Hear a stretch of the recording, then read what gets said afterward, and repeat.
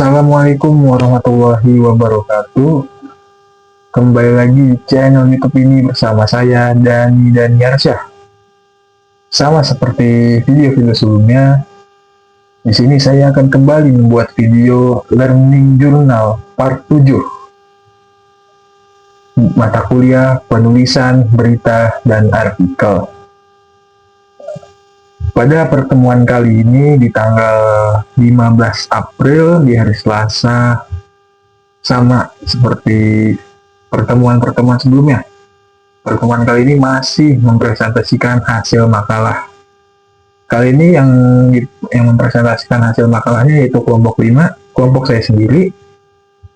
Kelompok 5 makalahnya berjudul Mengenal Perbedaan dan Contoh Artikel, Makalah, Opini, Esai, Feature, dan News. Di dalam makalahnya, kelompok 5 membahas beberapa materi, yaitu yang pertama ada pengertian, karakteristik, jenis, dan teknik penulisan artikel. Yang kedua ada pengertian, ciri-ciri, dan sistematika makalah. Yang ketiga ada pengertian, macam-macam, struktur, dan cara membuat karya tulis opini. Yang keempat, pengertian dan karakteristik esai. Yang kelima, pengertian dan karakteristik news.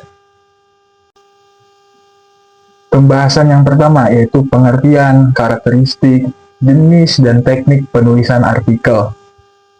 Yang pertama ada pengertian artikel. Artikel merupakan tulisan yang berisi pandangan individu yang membahas secara mendalam suatu isu tertentu yang bersifat aktual atau kontroversial dengan tujuan memberikan informasi, mempengaruhi, dan meyakinkan atau menghibur pembaca. Yang kedua ada karakteristik artikel. Karakteristik artikel itu ada 5. Yang pertama, karangan non-fiksi. Yang kedua, karangan yang tidak tentu panjangnya. Yang ketiga, karangan yang bertujuan untuk meyakinkan, mendidik, atau menghibur. Yang keempat, sarana penyampaiannya adalah surat kabar, majalah, dan sebagainya. Yang kelima, wujud karangan berupa berita. Yang selanjutnya ada jenis-jenis artikel. Jenis-jenis artikel itu ada 4. Yang pertama artikel narasi, yang kedua artikel deskripsi, yang ketiga artikel argumentasi, yang keempat artikel persuasi. Yang selanjutnya ada teknik penulisan artikel. Teknik dan tahapan penulisan artikel secara umum adalah sebagai berikut. Yang pertama, yaitu menulis profil. Yang kedua, menentukan topik. Yang ketiga, membuat kerangka tulisan. Yang keempat, membuat judul yang menarik. Yang kelima, menulis pembahasan. Dan yang keenam adalah penutup. Pembahasan yang kedua ada pengertian, ciri-ciri, dan sistematika makalah. Yang pertama, pengertian makalah. Makalah merupakan salah satu bentuk tulisan ilmiah yang menganalisis isu tertentu berdasarkan studi literatur atau penelitian lapangan. Penyusunannya bertujuan untuk memenuhi kewajiban tertentu, baik yang bersifat akademis maupun non-akademis. Yang kedua, ciri-ciri khusus makalah. Ciri-cirinya yang pertama ada informasi yang diterapkan memiliki tingkat validitas yang tinggi dan analisis serta penafsiran harus bersifat objektif. Yang kedua, makalah harus mampu mencerminkan integritas ilmiah dari penulisnya. Yaitu dalam hal ini, penulis perlu secara eksplisit menyebutkan sumber data dan pandangan yang dipakai dalam karyanya. Yang ketiga, makalah harus menggunakan bahasa yang bagus, ringkas, sederhana, dan akurat. Yang keempat, makalah harus disusun dengan sistematis dan komprehensif. Yang ketiga, sistematika makalah. Makalah terdiri atas 3 bagian. Yang pertama ada bagian awal. Di bagian awal itu ada halaman judul, kata pengantar, daftar isi, dan juga bab pendahuluan. Yang kedua ada bagian isi.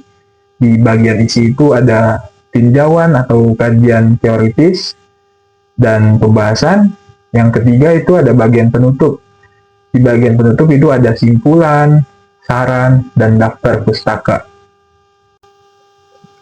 Pembahasan yang ketiga yaitu pengertian, macam-macam, struktur, dan cara membuat karya tulis opini. Yang pertama, pengertian opini. Opini merupakan jenis tulisan yang berisi gagasan, ulasan, atau kritik terhadap persoalan yang berkembang di masyarakat dan ditulis dengan bahasa ilmiah populer. Hakikat artikel opini merupakan bentuk tulisan pandangan yang dibuat seorang penulis berdasarkan pendapat atau gagasan pribadinya mengenai masalah tertentu. Yang kedua, macam-macam opini. Macam-macam opini itu ada beberapa bagian. Yang pertama, pemikiran. Yang kedua, harapan. Yang ketiga, tanggapan. Yang keempat, ide. Yang kelima, gagasan. Yang keenam, usul. Yang ketujuh, saran. Yang kedelapan, kritik. Yang kesembilan, keinginan. Yang ke-10, penolakan. Yang ke-11, persetujuan. Yang ke-12, pemecahan suatu masalah yang disampaikan. Yang ketiga ada struktur karya tulis opini. Yang pertama, yaitu menentukan ide. Yang kedua, membuat judul opini. Yang ketiga, membuat paragraf pembuka. Yang keempat, isi opini. Yang kelima, paragraf penutup. Yang selanjutnya, cara membuat artikel opini.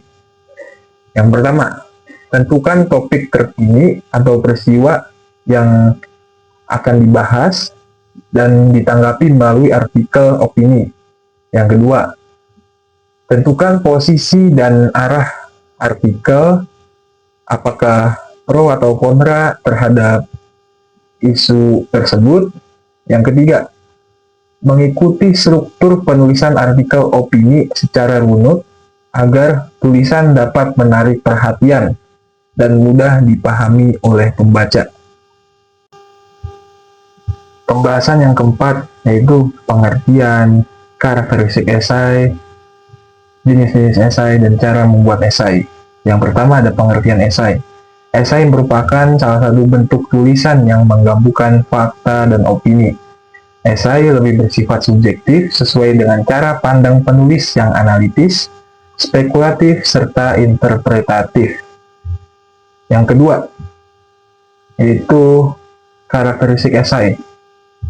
Yang pertama ada berbentuk prosa atau bahasa yang digunakan itu bahasa sehari-hari. Yang kedua, gaya tulisan khas tiap penulis. Yang ketiga, tidak membahas topik secara utuh, hanya aspek tertentu. Yang keempat, harus punya kesatuan antara bagian-bagiannya. Yang kelima, singkat dan padat. Yang ketiga ada jenis-jenis esai, yaitu ada esai deskriptif, esai tajuk, esai kutilan, esai pribadi, esai reflektif, dan esai kritik. Yang keempat, cara membuat esai. Yang pertama ada menentukan topik, yang kedua menentukan tema atau tujuan, yang ketiga membuat kerangka tulisan, yang keempat mengembangkan tulisan. Pembahasan yang kelima ada pengertian dan karakteristik feature. Yang pertama, pengertian feature. Feature adalah salah satu karya penulisan pendapat yang ringan dan subjektif mengenai objek tertentu. Umumnya tidak berkaitan dengan berita. Feature menjadi salah satu karya daya tarik media cetak, daring, dan TV. Yang kedua ada karakteristik feature. Yang pertama, karakteristik feature itu ada faktual, yang kedua informatif, yang ketiga rekreatif, yang keempat ringan, yang kelima kreatif, yang keenam subjektif, yang ketujuh awet, dan yang kedelapan human interest. Yang ketiga ada tahapan penulisan feature. Yang pertama, menemukan peristiwa dan jalan cerita. Yang kedua, cek, recheck, dan triple check jalan cerita. Yang ketiga, memastikan sudut berita. Yang keempat, menentukan lead atau intro atau bagian pembuka. Yang kelima, menulis berita.